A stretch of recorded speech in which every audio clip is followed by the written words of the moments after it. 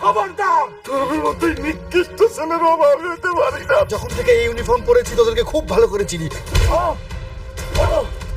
আমার সন্তানটা মারা গেছে, এই সব কিছুর জন্য আমি দায়ী। এই নরকের বস্তিতে আমি আর থাকবো না। ঠিক আছে ম্যাডাম, আমি গাড়ি পাঠিয়ে দিচ্ছি। মেঘলারা সবাই বস্তি ছেড়ে চলে গেছে। আজকের এই দিনটা আমার খুবই আনন্দের।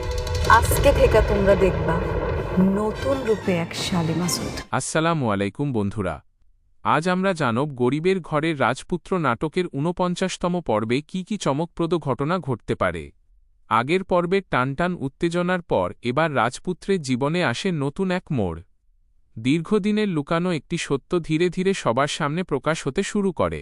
পরিবারের একজন সদস্য এমন একটি সিদ্ধান্ত নেন যা পুরো পরিবারের ভবিষ্যৎ বদলে দিতে পারে। এদিকে রাজপুত্রের শত্রুরা নতুন করে ষড়যন্ত্র শুরু করে। তারা চায় যে কোনো মূল্যে তাকে অপমানিত করতে এবং তার আসল পরিচয় প্রকাশের আগেই তাকে ফাঁদে ফেলতে।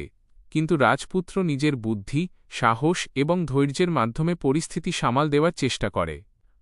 অন্যদিকে পরিবারের ভেতরেও ভুল বোঝাবুঝি বাড়তে থাকে। একজন প্রিয় মানুষ রাজপুত্রকে ভুল বুঝে দূরে সরে যায়, আর সেই ঘটনায় আবেগঘন পরিবেশ তৈরি হয়। তবে শেষ মুহূর্তে এমন একটি ঘটনা ঘটে যা সবাইকে অবাক করে দেয় এবং গল্পে নতুন রহস্যের সূচনা করে।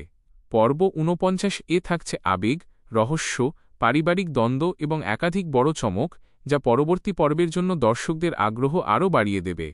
ভিডিওটি ভালো লাগলে লাইক, কমেন্ট ও সাবস্ক্রাইব করতে ভুলবেন না। ধন্যবাদ।